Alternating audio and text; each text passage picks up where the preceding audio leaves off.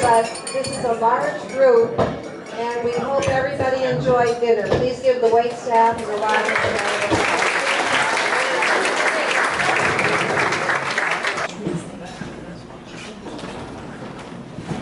Hello, everyone.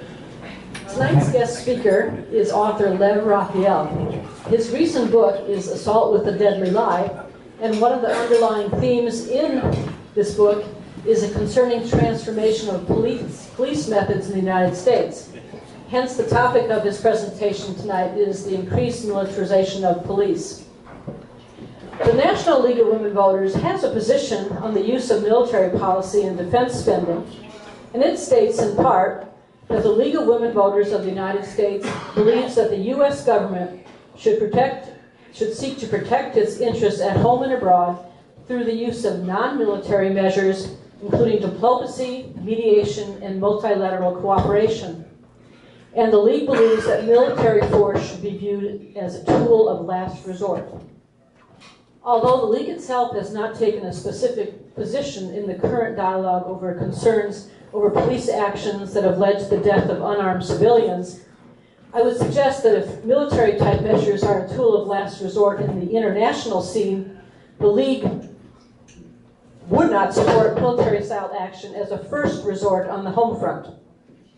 I first heard Raphael speak on the radio show Stateside on IPR this past January, and later read his Huffington Post article that was referenced in the radio interview.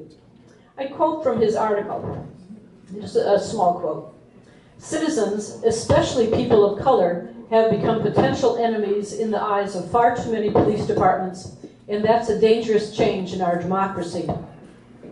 Like many writers, Raphael's past has greatly influenced much of his work, so let's learn a little bit about his past. Lev grew up in New York, but fell in love with Michigan and has lived here for more than half of his life. Among his 25 books, he's best known for the Nick Hoffman mystery series set in the fictional town of Michiganopolis, sometimes also known as East Lansing. Maybe known as East Lansing. He's also a prize-winning pioneer in American Jewish literature who has been publishing fiction and nonfiction about the children of Holocaust survivors since 1978.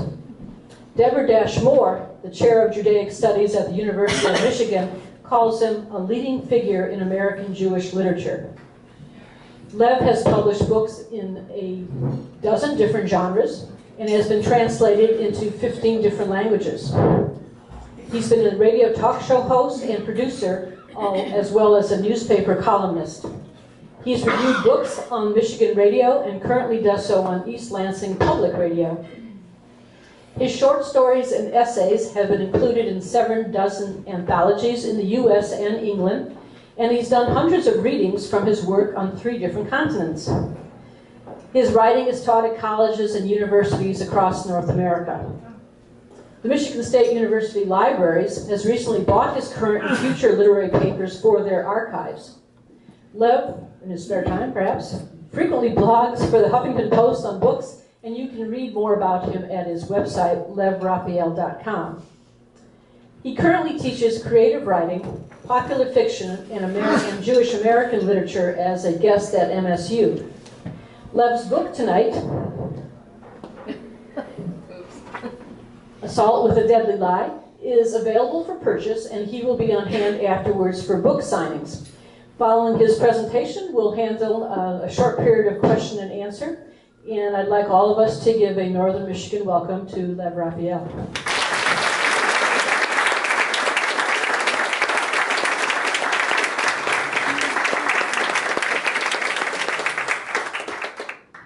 This is going to be hard on me. Can you hear me? Yes. Because I'm from New York, so originally, so I talk with both my hands. So can you hear me now? Yes. Yes. Excellent. Perfect. Okay. You might think I'm Italian. I'm not, but You need to speak with my hands. All New Yorkers have to speak with their hands. I'm honored to be here speaking for the Leland County League of Women Voters. I'm especially honored and grateful that I have a normal name tag, because often when I'm a speaker at a conference or something, I get a name tag with a ribbon underneath, and it makes me feel like a prized cow at a conference. And it's kind of embarrassing. So just getting a normal name tag is really wonderful. As Marion said, what would we do without our kids? Michigan State University bought my past, present, and future literary papers. They didn't wait till I was dead to buy them. And I called the kids and I said, "They bought my papers, they bought my papers. Isn't that amazing? Now I have a small piece of history." And my eldest said, "Well, you've always had a small piece of history, but now you've got an index." So I am a person with an index officially, for what that's worth. And you find out funny things when you're a writer. I stopped telling writer friends in New York that I had sold my papers because this was during the recession, and one or two friends told me that they couldn't give their papers away. In fact, one school told a friend of mine, you should just put them in a dumpster because nobody's going to want them. So much for literary reputation. Well, Marion said that I've done hundreds of readings on 3 different continents, and I've done some of them not in English. I've done some of them in German too. And one question that comes up a lot when I do a reading is, where do you get your ideas? It's an interesting question to me as an author of 25 books, because it presupposes that ideas are in a very short supply. If I'm in a particularly puckish mood, sometimes I'll say Walmart, if there's a special. But the truth is that often ideas get me. And writers will tell you that ideas sometimes just grab them and won't let them go. And the book that she held up, Assault with a Deadly Lie, is a book that came to me. I never intended to write it. I never even thought I would write it. It kicks up my mystery series from mystery, which is a puzzle. Who did it and why? To suspense. What the hell is going to happen next? Something horrible starts, opens the book, and then things just get worse and worse and worse. You've seen this in movies, you've seen this in TV, and you've seen this when you read suspense. So, Assault with a Deadly Lie is a book that's about militarized police. It's about ordinary people, in this case college professors, who some would say are ordinary, some would say aren't, but they're swept up by militarized police, by a SWAT team. And their lives are basically almost destroyed by what happens to them and by PTSD. This is a subject, police brutality, SWAT teams, too much weaponry going to local police, that has been burning up the news for the last year. Okay? You can't turn on the news without hearing a story about one aspect of this or another. However, it's been smoldering in this country for 10 years or more, and most people are not aware of it.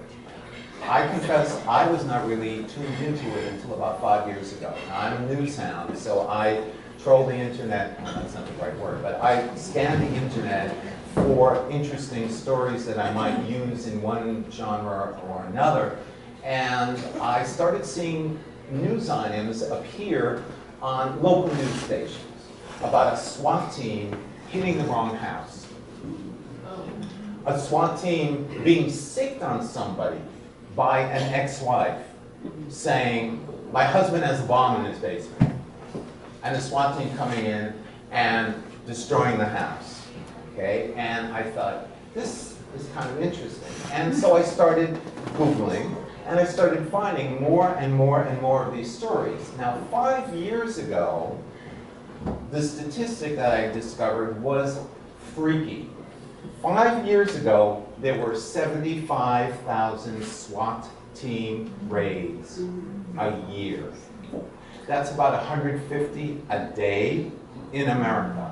Now, we do not live in Venezuela We are not a country where there are drug lords in every single city, like in town, where they have to be taken down by SWAT teams.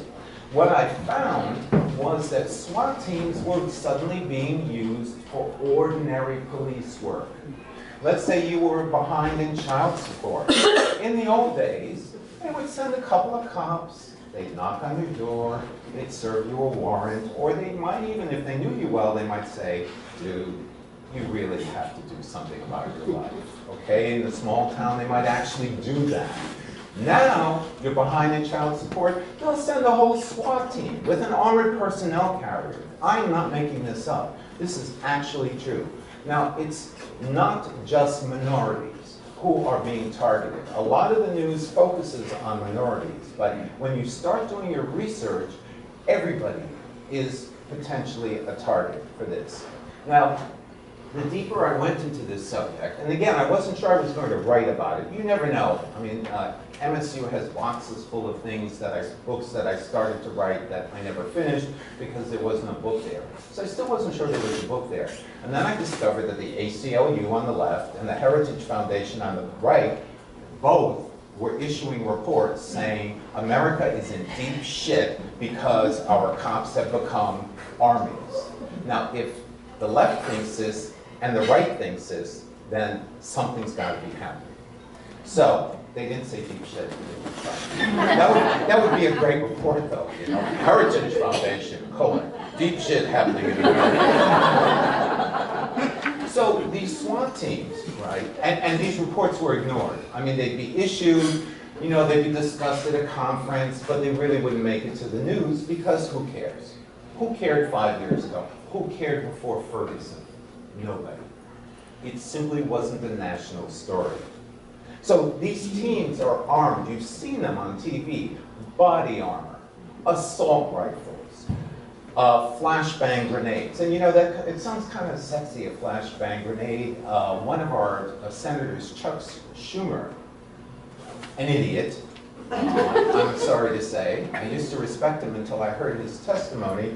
He said in a hearing, well, they're not really dangerous. Well, you know, if I wish somebody would throw one at him in his living room. Because what they do is they can knock you unconscious and they blind you and deafen you. That's what a flashbang grenade does. So if you're in your living room and somebody bursts open your door and a SWAT team comes in, and after a flashbang grenade, you might be unconscious, you might be stunned, you might not know what's going on. So these little armies are all across America right now invading people's homes. They break down doors, okay? They terrorize children, women, unarmed men. They often do this without a warrant, okay? Now they'll say, the warrant is coming. But even if they do it with a warrant, there are judges who will sign warrants for anything, okay? So there is no strict bar, there's no high bar for getting a warrant for this. Are they looking for drugs? They're looking for anything, okay? They will raid bars, they will raid graves where your kids might be, your college student kids or grandchildren might be. They will raid high schools and lock them down. They have raided doctors' offices under the suspicion that this doctor was overprescribing painkillers. And of course, a doctor like that needs 20 people in an armored personnel carrier because he's a dangerous person, or she's a dangerous person. They have raided poker games because of illegal betting. I'm not making any of this up. It's worse than you can imagine. They have raided barber shops because people did not have the proper license. This is, again, the kind of thing that ordinary police used to do with ordinary police work. So I do not believe in one sense that we live in the land of the free anymore. Why is this happening? Because since 9/11, the Pentagon has been funneling, and you've read about this, excess military equipment from Afghanistan and Iraq to every local police department that wants it. Okay, President Obama recently stopped this program, but it's really too late because it's not going to be given up. Towns of 4,000 people or less sometimes have 2 armored personnel carriers. okay, that can withstand landmines. Now, have you ever heard of an American town where landmines are an issue? I haven't, and I've looked. Nobody's been blown up by a landmine in America, ever, okay? School districts in California are eating up this stuff because you know how unruly students are in California, you know? And this is the scariest part for those of us in Michigan. You can do a search, county by county, and start counting up how many assault rifles have been funneled into Michigan. Thousands and thousands of them. It gets better. Over a dozen Michigan counties have armored personnel carriers and mine-resistant vehicles. Now you might say, oh well, Wayne County, there's so much crime. I'm not talking about Isabella County. Counties where there's nothing, where there's low crime. Even worse than that, some Michigan counties in the middle of nowhere have grenade launchers. I guess the police chiefs there have been watching too many episodes of The Walking Dead. I don't know. Now, the argument that you will hear is police work is very dangerous, therefore they need as many weapons as possible, including armored personnel carriers. Well, let me tell you, statistically, that's simply not true. It is a fact that in the year 2013 is the safest year for police since 1959. On record, okay? And 2014 was the second safest year. Secondly, the police are not shot, despite Miami Vice and all the thrillers you watch with Bruce Willis and everybody else. I mean, they look great on screen. Police are not shot by AK-47s. They're shot by handguns. Why? Because handguns are easier to transport and hide. You can't hide a flamethrower in your car, in your glove box, okay? So what's been developing, since 9/11 and even before, is what Marion talked about, an us versus them mentality. And this is really hard for the average citizen to deal with because we like to think that police are here to help us. But many police, and it's not a knock on individuals, many police are trained unconsciously and consciously to think of us, all of us, citizens, as the enemy, as a potential enemy. So they need to be armed because we can kill them. Okay? In the old days, they used to have revolvers. Revolvers did not have a lot of bullets in them, and they were trained not to shoot unless they were about to be stabbed or shot. We keep hearing this last year about how many people have been shot running away from the police.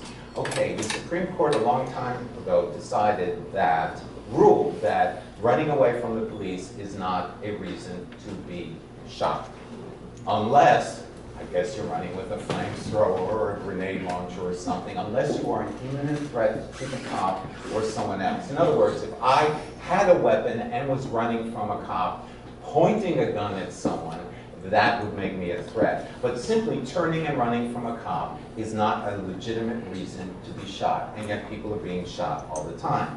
Now our cops, unfortunately, have semi-automatic pistols, 16 rounds, they have assault rifles, they have shotguns. They're military. They are not cops anymore. They're not on the street, they're not the cop on the beat anymore, to a large extent, okay? They're militarized. And part of this is that we are a country that has been at war since Vietnam. We've had the war on poverty, we've had the war on crime, and we've had the war on drugs. So this country is obsessed with the word war. Whether we're actually fighting a war in another country, we're always fighting a war right here. We're going to war on pornography. We love the word war. Okay? When you keep that drumbeat up over and over, it sinks in. Okay? I'll give you an example of how this translates to ordinary lives. Because a lot of you, and I would be the same. I would think, yeah, well, that's never going to happen to me. I live here in Leland, or I live in Okemos, or I live in East Lansing, or I live in some safe, pretty white, middle or upper middle class town. Nothing like that could happen to me. Not so long ago, the mayor of a very nice town in Maryland, Berwyn, came home, found a package on his doorstep, a pretty big package. He thought it was something his mother-in-law had ordered for her garden, gardening tools, gardening supplies. He brought it in, okay? He went upstairs to change, he's in his underwear, he hears screaming from downstairs. She's screaming because she sees a SWAT team member, in black, head to toe, pointing a gun at her from outside the kitchen. He looks outside and he sees a SWAT team coming up the lawn. They burst through the door, instantly shoot one of his black labs, which, of course, anyone who's had a black lab knows they are the most vicious dogs in the galaxy. They will rip your throat out as soon as they look at you. Then they shoot the other black lab that ran away, okay, or tried to run away. And this is a footnote.